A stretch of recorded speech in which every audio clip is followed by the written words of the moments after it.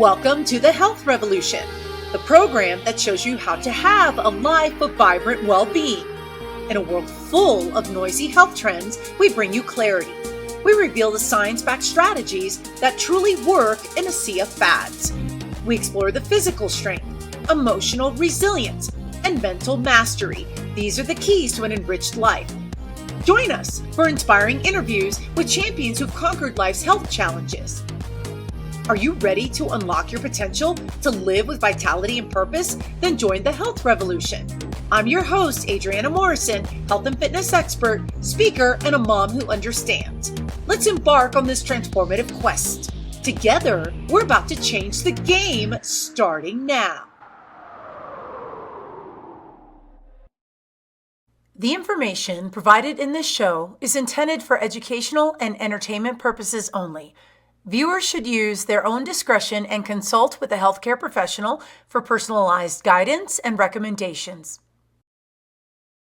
Welcome, everybody. You are watching the Health Revolution, and we are so thankful and grateful you are here. I'm your host, Adriana Morrison, and please don't forget, no matter which way you're tuning into us, do not forget to hit the subscribe button because we want to stay connected to you. Also, at the bottom of your screen, you're going to see a tab for show episode notes. Pay attention to that tab. That's a reference point. We're all going to want takeaways from today's episode. And getting right into it, you know, integrative nutrition and functional medicine are more buzz phrases that we've been hearing these days because we know when it comes to optimal living, it encompasses all dynamics and all approaches to elevating our health in every single way possible. That means breaking through the traditional attempts and approaches that we are used to seeing across time. And today I'm excited about today's episode just because we're going to have the right conversations to give hope with different situations we might be experiencing with our health. And my guest today is someone who's extremely well-versed and level expert in this field. Let's get to know her. Take a look at this. Meet Kelly Lutman, a functional medicine health coach with over a decade of experience. Kelly's journey began with a passion for integrative nutrition, evolving into a focus on applied functional medicine. She helps clients uncover the root causes of their health challenges, addressing mental, physical, spiritual, and emotional well-being. Through her practice, Pursue Wellness, Kelly empowers clients to take control of their health with personalized nutrition and lifestyle changes. Her journey started by addressing her son's ADD/ADHD symptoms through dietary changes, demonstrating the profound impact of nutrition on overall health. Kelly is also the author of Thriving Through Cancer, a holistic approach for your journey. Today, we will explore Kelly's insights and practical advice on achieving a balanced, healthy lifestyle through functional medicine. Kelly Lutman, welcome to the show. How are you? I am doing so well, and I really appreciate the opportunity to talk to you today. I'm excited about our conversation. You know, I'm curious, what got you into taking on the role of functional medicine health coach? Can you tell us about that? Oh, goodness, that's been a journey. I trained in college for accounting, and I was a CPA, but chose at one point to come home to be with my kids. I just didn't feel right putting my kids in childcare and letting someone else raise them. And so I chose to be home with my kids and then began to homeschool. One of my sons learned to read at a very early age and wouldn't do well in a classroom setting.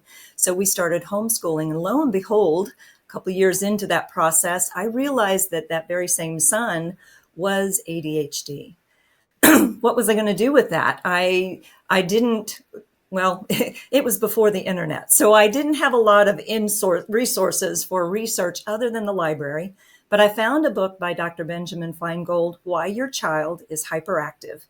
And his presentation, his theory was, as a pediatric allergist, he had found that a lot of kids that were coming to him with hyperactivity were actually experiencing allergic reactions to artificial colors and flavors in their food.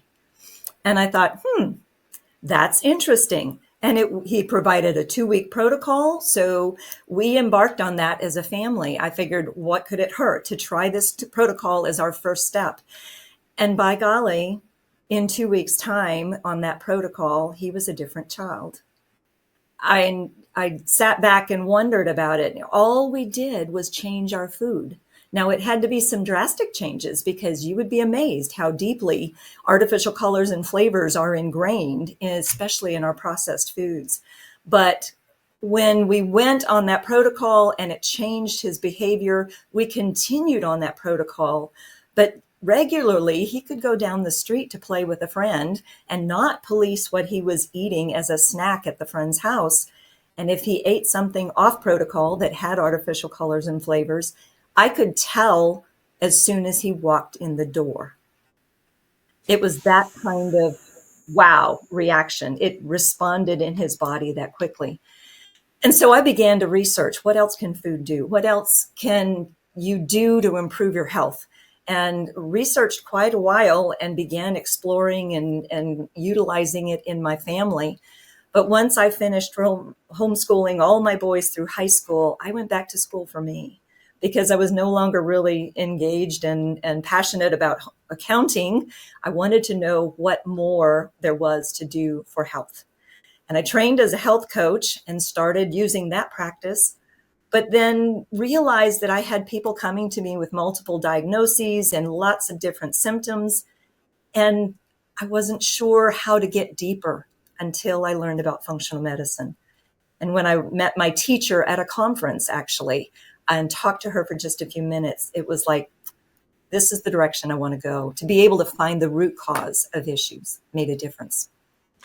I, as a mom myself, it's funny how you become your own investigator You do. for some of the issues that will impact family. And I'm curious, when you first discovered the possible connection at the time, Mm-hmm. in real time, when with your son, did it occur to you that there was any sort of domino effect, that the same impact was affecting your other children, maybe everybody in the family? Did you notice, or was it just very profound with him, and then you started to think, how else can this impact our lives?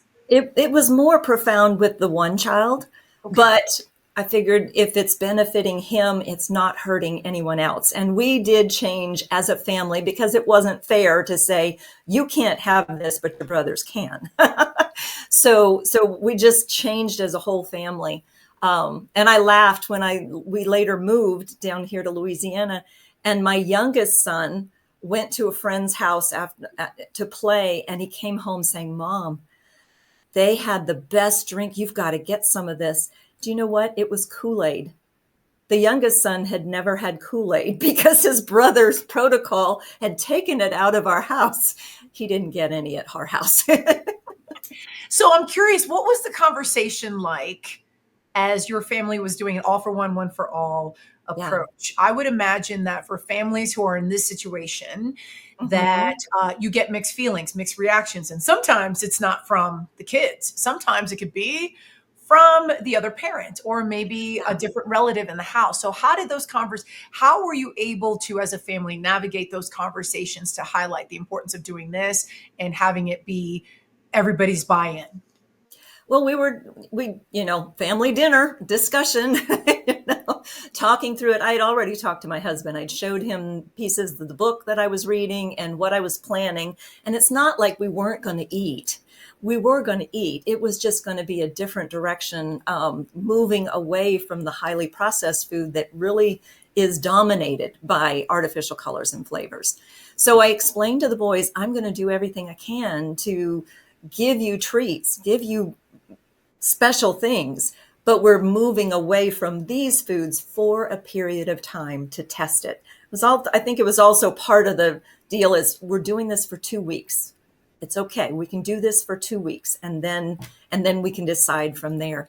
But thankfully, Dr. Feingold had a lot of recipes in his book to give you alternatives to common foods that we would eat. And so they didn't feel slighted. They didn't really argue and debate. And it was a blessing that I was home, because I was homeschooling. I could make more food by hand. homemade and control the ingredients and things that way. It's a little bit harder for a mom that's working, that, to be able to manage the cooking of the food or adapting the diet that you're using. And I would imagine, even if it were dad doing it, that Mm-hmm. the parent who is spearheading the idea and just kind of leading the charge is helping to lead the planning. And so with Yes. being home, Yes. that it just in terms of logistics, that it made Right. sense for you to lead the way, and it was more of a seamless approach. Yeah, yeah. And dad could very clearly see the changes that we were experiencing as a result. So there was just no doubt about it. And we just, agreed at the end of the protocol, we were going to continue this as a family. Now, they all knew if they went to a friend's house, they might get some special treats that they remembered. But overall, it was eating real food, which has more nutrients, which has better benefits for your body. And I think it changed all of us for the better, even though we didn't see the drastic adjustment in behavior for Look, everyone. so when we think about the food industry and all that's happened or across time, where do you think the trajectory was? Where was the turning point with how our food and just societal's exposure to food, how things began to change? It actually started way back in the 50s when the food industry decided they were going to save the housewife from long hours in the kitchen and start making food that was quick to prepare, that was easy, or could come out of the freezer and be heated and eaten. But in order to do that, the food industry had to remove things from the normal food that comes out of the field and substituted chemicals and flavorings. And it's just evolved over the decades to where now so much of you pick something up, a box up off the grocery store shelf, and you turn it around. And as you read the ingredients, a lot of them aren't pronounceable because they are not food. It's not what was harvested out of a crop. And that's where we've gone downhill. That's really, in my perspective, that's what has started us on this trajectory toward more chronic disease, more issues, because we've gotten another thing that the food industry has done, has used chemical engineering to draw us and addict us to the foods we're eating. And that just becomes a vicious cycle that people have a hard time breaking. You know, uh, I remember growing up and being, growing up in the 70s, me being 51, that I remember things being much more convenient. And of course, Yeah. looking back, I can see how families were sold on the idea of things are picking up, the hustle and bustle. This is an easier way to take care of your family. It's convenient and all of that. And it seems like, tell me your thoughts on this. It seems like along the way, we just relied on, say, that industry to take care of our food and nutrition, so we relinquished power, so to speak. And sometimes when I look at this, I almost see it like, we just gave our power and we just assumed that they were going to have our best interests instead of our pockets. And unfortunately, they're after our pockets. They're after our wallets and the income, because food industries don't answer even really to the FDA. The Food and Drug Administration is supposed to have oversight, but an organization that is partially paid by the organizations they're overseeing isn't really a good oversight. Their budget is partially covered by the food and drug industry. And so they are not independent. They are not neutral in their perspective. And you're so right. We gave over our control because it was convenient, because it tasted good, and we got sucked in. But the food industry has shareholders, and they're trying to make more money for the shareholders. And that's what's put us into this condition. The cheaper they can make the food, the more money their shareholders make, but it doesn't benefit us.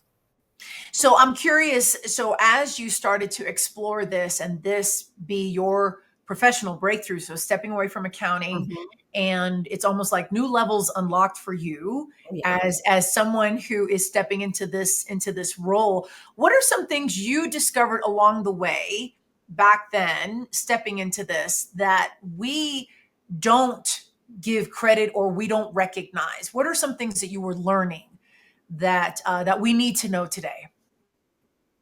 I've learned that the body is doing the best it can to keep us going. And when we're putting in a lot of crap food, sorry for the term, but it's real, our body is having to adjust and struggle and scramble and do the best it can. Um, but I've also learned that the body is tremendously resilient. When you give it what it needs, when you give it the building blocks it recognizes, because a lot of what's in our food, it doesn't recognize. But when you give it those building blocks it recognizes, it goes, oh, I got this. I know what this is, and I can use it. And I've seen in myself and many others that your taste buds can change. Yes, you're drawn to the processed food, but your taste buds can change and begin to really enjoy the real stuff. And I heard this phrase once upon a time, and I've never let go of it, that food can be the strongest form of medicine or the slowest form of poison. Can you talk Yes. about, and of course you're shaking your head Mhm. enthusiastically, can you talk a little bit about the meaning behind that for those who've never heard that before? Well, it can go two ways. Processed food, when you're consuming solely a diet of mostly processed food, um, you are robbing your body of the nutrients it needs for the functions inside the body. And so that becomes not directly toxic, but toxic in that it's limiting what the body needs. Although many of the ingredients in the processed food, I firmly believe are toxic in tiny little bits, little bits. And they say, oh, it's not going to harm you in that amount. How much of it are you eating? Because it adds up as you keep going. But then for some people, certain foods are more toxic if their body's reacting to it. I often find that, we've heard all the gluten-free revolution that is erupted. So many people that literally cannot eat gluten, and some that choose not to primarily because they know how it's raised. Gluten comes in wheat, and the wheat crop is doused with Roundup 3 days before harvest to kill back the grass and make it easier to harvest. But that Roundup doesn't come off the wheat when they process it into flour. So even if you are not sensitive to gluten in the wheat, you are getting a dose of Roundup, which kills your microbiome with each food you're eating. So it kind of adds in little by little by little and becomes toxic to you. And this is important because we're going to dive into some of the health correlations and the chronic Mhm. diseases we're facing today. But first, we're going to take a commercial break. Stay right there. Don't go anywhere. We will be right back after this.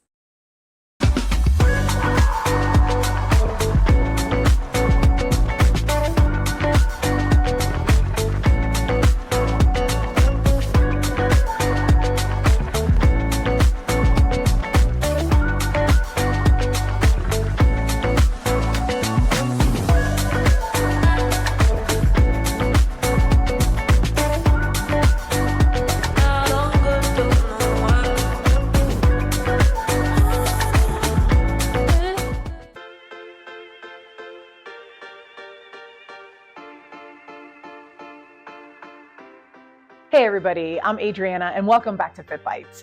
Today let's talk about an important topic, recognizing the signs of colon cancer and what to do if you notice them.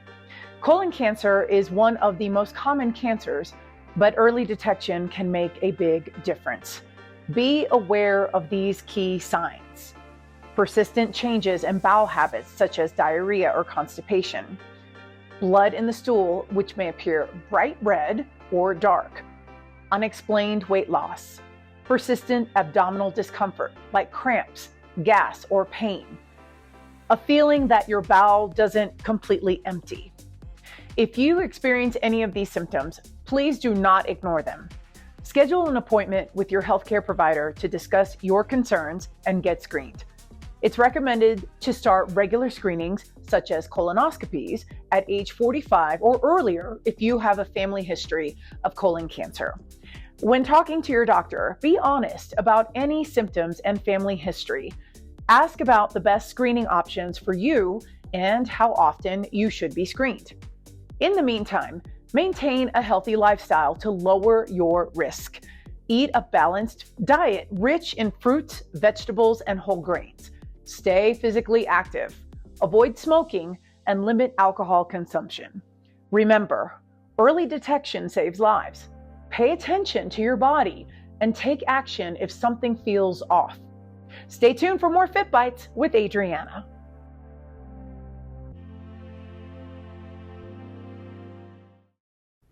Welcome back to the Health Revolution. Welcome back, everybody. My guest today, Kelly Lutman, she is a functional medicine health coach. We are talking about the holistic approach to really optimizing our lives, utilizing integrative nutrition and also functional medicine, how all that plays a role together. And Kelly, before the break, we were talking about just the things that we don't know about the type of pesticides that and I didn't know that they do that a couple of days before, that they spray that on the crops before they're harvested. And so cumulatively speaking, it's clearer to see how this can impact the body. And what are some, I know there could be top tiers of different health conditions or cancers. What are some of the top concerns that have a direct connection to our food that you see us struggling with today? I would say really digestive issues, because food comes in through our digestive system. And if you're not chewing well, you're not really starting the digestive process in your mouth. You use mechanical with your teeth, but then chemical with your saliva. And then if you don't have a good level of stomach acid, that is actually one of the things that is the biggest frustration for me, is so many doctors are prescribing medication for acid reflux as though they want to suppress acid because there's too much, but acid reflux is actually because there's too little stomach acid. Okay. Surprise. And what happens is when the stomach, the acid level in the stomach goes down, the esophageal sphincter at the top of the stomach, the doorway from the esophagus, gets floppy, and leaning or squeezing or coughing or laying down can allow stomach acid to come up into the esophagus. And it hurts because your esophagus is not lined to protect against the stomach acid.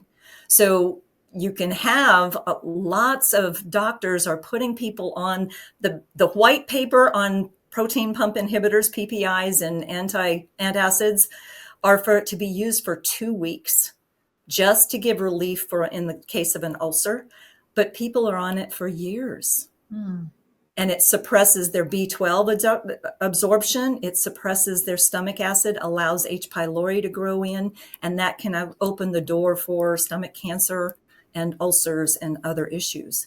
But then you go further down and you have more issues with microbiome in the small and large intestine. And that's where a lot of things happen or don't happen. So your food, if the meat you're eating was fed antibiotics, you're getting antibiotic residue in that meat. And what is that doing to your microbiome when you consume it? It's hindering, it's aggravating. You may be on antibiotics yourself, and one dose of antibiotics can wipe out the good as well as the bad microbiome. So there's so many things to consider, but I always start with digestion because that's where our nutrients come in. And if it's not working well, you're not going to get the absorption. You know, they say you are what you eat, but I counter that and say you are what you eat and digest and absorb. Because you might eat it, but if it's not digested, it's going right out and you're not getting the benefit from it. And this is huge. And this is a great segue. I want to talk about your book, Thriving Through Cancer, a holistic approach for your journey. And so I'm very fascinated about this book. Talk to us about the backdrop with your decision to write the book and the intentionality behind it. Yeah, I have coached several cancer patients in the process of their treatment journey, more from the perspective of I'm helping you support the rest of your body while you're going through the treatment. But I received an email from a friend who I knew was getting ready to start her breast cancer treatment. And she said, Kelly, I have a binder almost 2 inches thick that's full of all the details of my protocol. And all it says for nutrition is drink Ensure and Carnation instant breakfast. And that just made me wince because that's not nutrition at all. But she went on to say, I've known you long enough to know there's something so much more, and I need you on my team. And so I did coach her, and she did phenomenally, though she still had hard days. It's a given with cancer treatment, but she came through amazingly well and rebounded fairly fast in that. But I kept thinking, it kind of put something in my heart. There's 1.92 million people diagnosed with cancer every year, and not very many of them know me or know what I teach. And so it was, how can I get this message out better? And that's what started the book, was to be able to spread the word and get the message out that it's important to support the rest of your body, because 98% of you doesn't have cancer, but it gets the treatment too. And does it matter the type of cancers, or are there certain cancers that have a personality that's a little more stubborn to respond to turning things around with your nutritional intake? I don't know that it changes based on the type of cancer. And again, it's really supporting the whole body to be able to endure that treatment. And the stubborn cancers are going to have tougher treatment. So it's boosting your body to be able to handle and respond and let the immune system respond the way it needs to, instead of being so overwhelmed by the chemo that it can't respond properly to anything else going on in your body. But when you give your body the nourishment, and my book goes body, but also mind and spirit, because it's the whole body, it's the whole person that's in that journey. And so you really can look at, what can I do for my body? But then how do I handle the fear and the thoughts in my head and process that so that it's comfortable and I can work through it and not succumb to fear, which fear in your body suppresses your immune system. You want your immune system working well. How often, or how frequent is it that there is a discord in talking about nutrition and supporting the body as a patient is undergoing cancer treatment, regardless of whether it's radiation or chemo or whatever the protocol is? How much of a discord is there in speaking about the importance of nutrition? Well, and as a discord, I would look at, the doctor may not see the value. The doctors often don't recognize the importance of food. And what I've read in several reports written by doctors was, they don't see the scientific study. They said if food was important, we'd know about it from scientific studies. But there is not money for double-blind, placebo-controlled studies that won't provide a return on investment. We get that with medications and drugs, because they will be able to sell the drug afterwards. But for food, we don't have big studies, but there are a lot of little studies. And those studies can show positive or negative. Yes. And, I want to, I want to talk briefly. I want to pick one area. I'd like to point out some powerful points in your book. And, you talk about working behind the lines, Yeah. and different things that are part of it. And one of the things that you highlight here is On page, let's see, it looks like it's page 59 on the chapter Mm-hmm. working behind the lines. I'd like to read a little excerpt. While you may have thought that your battle with cancer was fully dependent on the medical treatment, I'm hoping that you're beginning to see, your words, that you have more control than you thought. Too often, I speak with cancer patients who adopt their doctor's opinion that food doesn't matter, and they rely on cancer treatments to do the whole job. Yet, you can make daily choices that will nourish the whole body and disrupt the tumor's supply line, Mm-hmm. just as the Russians did at Stalingrad. Your efforts towards nourishment and disruption can give you a significant advantage in your battle. There are several resources provided by nature that can do this in your body. And you start talking about some of the key players that I have. Mm-hmm. I love how you talk about you can make daily choices that will nourish the whole body and disrupt the tumor supply line. Right. What are some and what are different things that you have found that are that take place when we do that?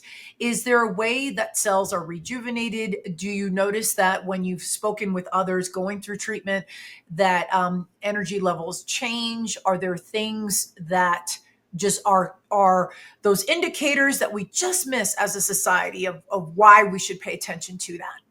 Oh yeah. Well, and I would go back to my very first cancer patient who was going through radiation as we changed her diet and adjusted. And she went through probably a week of daily radiation. And we met again to see how she was doing. And she said, I'm not feeling the symptoms that they say I'm going to feel. I'm not as exhausted. I'm not just feeling drained by the process. In fact, her doctor thought that in her reporting not having those symptoms, she was in denial and she needed to be on an antidepressant, rather than her saying, no, I'm feeding my body and it's making a difference in the way I feel. And she ended up changing doctors because he was adamant about an antidepressant and that she couldn't possibly be doing this and feeling good. He didn't understand what food does. But as far as working behind the lines, I talk about consuming mushrooms because they have a component in them that cuts off and limits the cancer cell's ability to make new capillaries to supply the tumor. So the capillaries in your body are supply lines for nutrients and oxygen and such to our tissues. But if the cancer tumor cannot grow those capillaries and start to invade and draw the resources off your body, it's not going to do as well.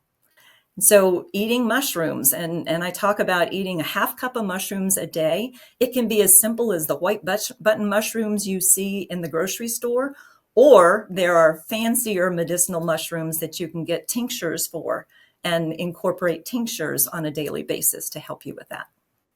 I love how that is just one of several Mm-hmm. several food items that you touch on here, and it begs me to ask the question: can you distinguish what it means to either feed a cancer or starve a cancer? Are there certain things that are societal habits that we do that inadvertently feed cancer? And then Mm. are there just certain fundamental characteristics that can starve a cancer? Well, cancer is damaged tissue. It doesn't function in the normal way. Our normal cells can switch back and forth between eating sugar, glucose as an energy source, or fat. But cancer can only feed from sugar. And so one of the key things I talk about early in the book is you need to eliminate the sugar because that is prioritizing the feeding of the tumor. And doctors will argue that, honestly, but when you go in for a PET scan, which is one of the ways they test for cancer, the way they do that test is they feed you a glucose solution, and then they're going to look and examine what cells light up when they get that sugar. And that's the cancer cells that light up. So if I was a cancer patient, I wouldn't want to provide what's lighting up those cancer cells. I would eliminate as much sugar as I possibly can. And that's not only not eating the added sugar, the straight up sugar that you can put in your foods, but also looking at foods that turn into sugar very quickly in your body. That's primarily flour-based foods, grain-based foods that can turn very quickly into sugar in your body. So, it's like you've got two dogs in a fight in the ring. Which dog is going to win? The one you feed. That's Don't true. feed the cancer. So in the case of a situation such as like lymphoma, where it's just that it just won't go away, it's just sort of hanging around, that type of cancer that is quote unquote more manageable, uh, Mhm. what would you say, what would be a good strategy to implement that would be part of staying ahead of those moments where it might just try to revisit later on down the line, those sort of things? Well, actually, one of the things with lymphoma is lymph. And the lymph system is part of your body's garbage collection system, but it's twofold. It collects the garbage from cells and tissue and brings it back where it can be eliminated, but it also is the distribution network for your immune system. So moving lymph is vital, but unlike the circulatory system that the heart moves our blood, lymph does not have a pumping system. Our movement pumps our lymph.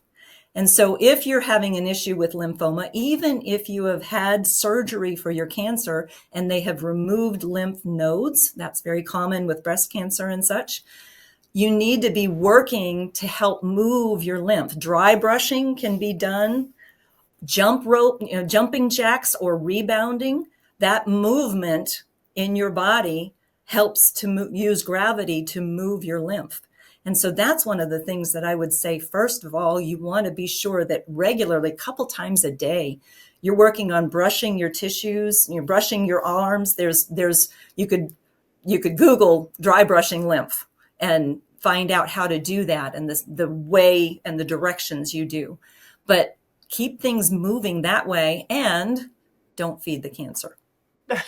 And I appreciate you touching on that, just because it allows us to, it's one of those ones where we don't talk about enough, where more practical steps that we can do Oh, to yeah. to help that we're not aware of. And so I love how this is a practical tip. This is a way to empower and get Mhm. our power back, for sure. And so I want to continue. We're going to continue Uh-huh. this conversation. First, we're going to take a break. Stay right there. Right. Don't go anywhere. We will be right back after this. Thank you so much for watching The Health Revolution. Our show is growing, and it's all thanks to viewers like you. No matter how you found us, please hit the subscribe button so we can stay connected and continue to deliver amazing content to you. Introducing Launchpad, the perfect partner to help you launch your dream project to the world. We know that time is of the essence, and we're here to help you make the most of it. With Launchpad, you'll get access to the most advanced digital tools and strategies to take your idea from a mere concept to a fully fledged success. Whether you're an aspiring entrepreneur or a seasoned pro, we have everything you need to make your mark in the world. Launchpad, your ultimate launch partner. We can take our own health into our own hands. Okay, so we'll kind of expand on that. So I take a lot of vitamins every day. Long before I started this business, my wife has had me taking my vitamin C, my B complexes, amino acids every single solitary day, and I still do, even though I still do IVs as well. But when you take vitamins orally, you get 15 to 20% of them. Some people get less because they have autoimmune issues. Some people have a lot of inflammation issues, whatever the case may be, so they don't get the absorption that they need to be getting. So they don't get their immune system built up. Doing the mobile IVs, I'm able to take your immune system, I'm able to naturally boost it.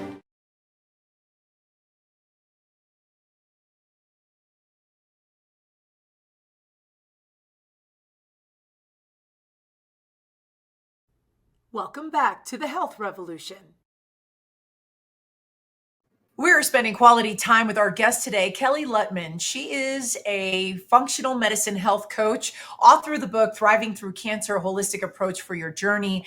And we are talking about some practical steps, some things that is not necessarily automatic common knowledge for those who are going through this type of situation where you're dealing with a health condition such as cancer. And, Kelly, I do want to point out, I mean, this book is a wealth of knowledge, and I'm so glad I've got this in my hands. There's one particular area that I'd like to highlight if I can. This is on page 53 of your chapter that says maintaining or gaining weight healthfully. And here Mhm. you write, and it's just a quick blurb. Many people in treatment for cancer have reported to me that their doctor was pressing them to keep their weight up. Their doctor encouraged them to eat whatever they wanted that was high in calories. They suggested milkshakes, donuts, ice cream, pudding, anything that appealed to the patient. Sadly, there is a common misconception, even among doctors, that simply eating a lot of foods that are high in calories will accomplish the goal. However, many of these foods offer no nutritional value and work against you. I'm so glad that you highlighted this because, of course, as I think of dear people in my life who are going through a similar situation, I think Mhm. one realistic battle that they have is trying to find enjoyment. And Mhm. sometimes they will have enjoyment in the foods that they eat. And so then that becomes more of they're going through just such the trenches and they Mhm. just want to feel good. And Mhm. so then there's the subconscious connection to the tasty foods. And Right. what would you say to those who really struggle? Like, well, I'm supposed to pack on the pounds because doctor said so. And I want to have some fun. What would you say to that person? Find a fun exercise class. You would agree with that, right, Adriana? Of course. Of course. Yes. No, getting together with others, that's where you can enjoy the fun and the interaction. And movement is so important when you are in cancer treatment, any time of the life, right? But in cancer treatment, movement makes a difference. One of the clients that I coached made it a point to get outside and walk at least 2 miles every day. And some days she said it really was a push, but she got out in rain or shine or snow because it took her out where she could see nature, she could hear the sounds, she could interact with people that she walked past, and she just found that an aspect of joy for her. But a lot of times you need that camaraderie in an exercise class. Let's face it, exercising on your own is a little bit boring often, but when you've got some others in the group, then they can cheer you on. They can be the accountability. We missed you last time. Where were you? How are you doing? That kind of thing can bring on a lot more joy. And you still can find enjoyment in foods as you begin to shift. And by the way, a lot of times cancer patients don't enjoy food because it tastes different with the chemo treatment. But there are ways that I present in the book, I think it's on page 12, that talks about things you can do if the food tastes metallic, there's adjustments you can make. If the food tastes too sweet, you can do another ingredient adjustment. And if it tastes like cardboard or super bland, there's another way. So there's a variety of options that I give you to explore in adjusting your food taste also. So then in my mind, hearing this incredible information, it leads me to think that, for those out there who have had more than one bout with cancer, like Mhm. say they were diagnosed with one, and then, they went into remission, they took treatment, took care of that, and then suddenly here comes another type of cancer. Mhm. And all the more critical, how much more vital it would be Right. to dial in on the overall food intake to Yes. make sure that consistently the body is getting all of the nutritional ammo it needs, would you say? Definitely, definitely. And it's not scientifically proven, but my theory is recurrence of cancer is often the body has been so suppressed in the first treatment, it can't get the immune system up and really functioning properly to guard against any additional recurrence. And so, yes, I think it's really, really important to, even after you've finished your journey, even after you've finished treatment, you might have rung the bell. By the way, a lot of people ring that bell not feeling good. But you might have been graduated out of your treatment, but I think it still would benefit you to shift your diet, to consider what I talk about in the journaling and the mental process, because there's a continued fear of, when I get my next scan, is it still going to be clear? It doesn't go away because you've finished your journey. So continuing to support your body and do that to protect yourself from recurrence. You know what, I such a wealth of knowledge here because of so many people who, you know, who are hearing or have heard the diagnosis and then now their life changes.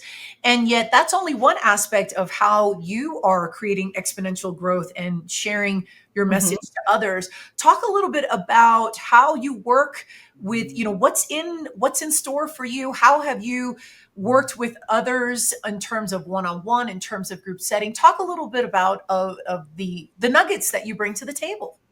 Well, I do one-to-one coaching, and it's not just for cancer patients. I also work with people that are having chronic disease, wanting to reverse IBS and diabetes and different things like that, because autoimmune disease can be resolved, not totally reversed, but resolved, and put you into remission in that. So I work one-to-one because each client is different. You can have the same diagnosis between two people and the root cause will be different often between them. And so I'm looking one-to-one to see what's uniquely about you that you need. But I do offer group programs. One that's coming up in August is a 5-day simple detox. And it's a great way to get a sampling of how can changing your food change the way your body feels. Because I provide recipes, a recommended menu, guidelines for supporting your body as you're detoxing.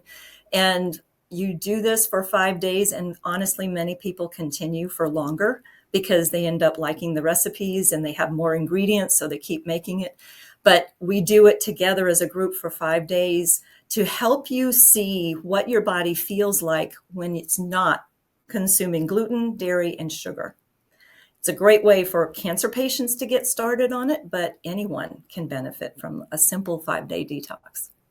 What are some of your best practices to onboard someone who is looking to work with you, either in the group setting or one-on-one, or what are some things that you just are part of your natural onboarding process? Well, my onboarding, first of all, I talk with them just to explore if we're a match, you know, personality wise and such. I want to know, are they willing to make changes? Because you can't expect a different result if you don't make changes to the input. And so I need to evaluate their willingness to make changes. But then I get a full health history and symptom survey. I get copies of their labs. I'm looking deep into what their history has been so that I can start with, okay, these are the things that I see that are interconnected in your body that we need to adjust. But it's a one-to-one individual journey. We're going to take a quick commercial break. Stay put. We'll be right back. Don't go anywhere. We will be right back after this.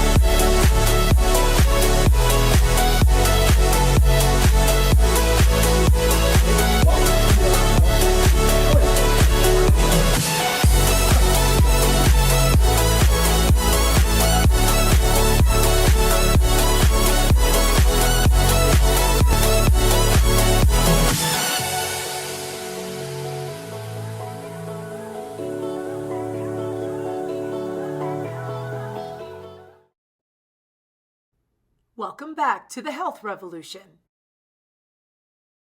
Our guest today, Kelly Lutman, she is a functional medicine health coach. We've been going over some incredibly impactful information, author of the book, Thriving Through Cancer, a holistic approach for your journey. Kelly, where can we find you in the virtual space? Well, the pursuewellnessforyou.com is my website, and that's probably the starting point. I have been blogging for 9 years. There's a lot of blogs you can read through, but then that's also where you can click the button to schedule a discovery call with me, and let's just explore. I want to hear what you're going through, and then I will share how I can support you in correcting that. But then there's Facebook and Instagram. We've got LinkedIn, and I'm posting regularly on all of those and interacting with people there.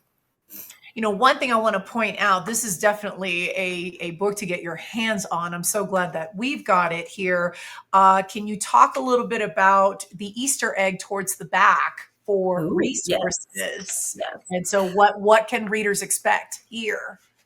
Well, you know, in the process of preparing for writing the book, I interviewed probably about 25 different cancer patients. And I always asked them, what are you doing? What guidance were you given? What do you wish you'd known? And many of them talked about meeting with a nutritionist who gave them a stack of books to read. And I thought, great. They didn't read the books, and I'm writing a book that you might not read. So that's where I got the idea for a book portal. That's the Easter egg in the back of the book. And there's a QR code or the URL that you can use to go into the book portal and see 10 of the chapters in video form. Because for some cancer patients, chemo brain is real, and reading comprehension is not up to par.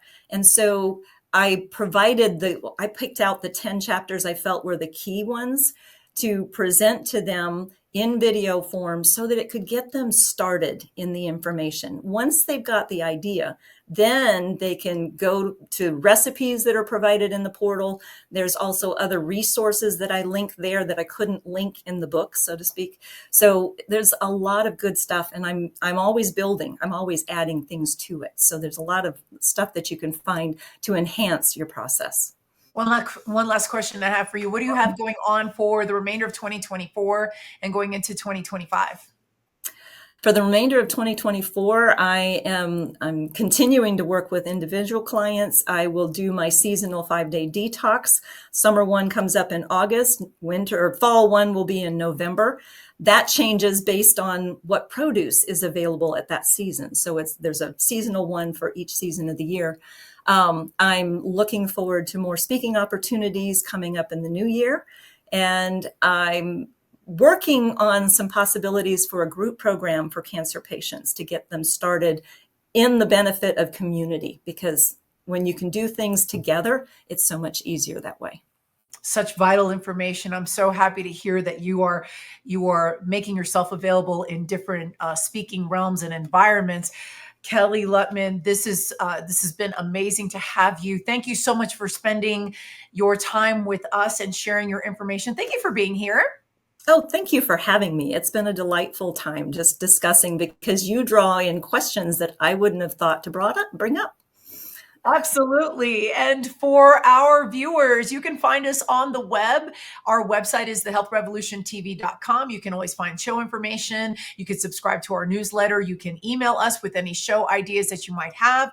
Upper left-hand corner of your screen, you will see a QR code. If it's easier for you to grab there, please feel free to do so. And then, as always, you can find us every Tuesday and Thursday on the Achieve TV channel on E360 TV, 10 a.m. Pacific, 1 p.m. Eastern. That is all the time that we have. Until next time, take care of yourselves. We will see you soon.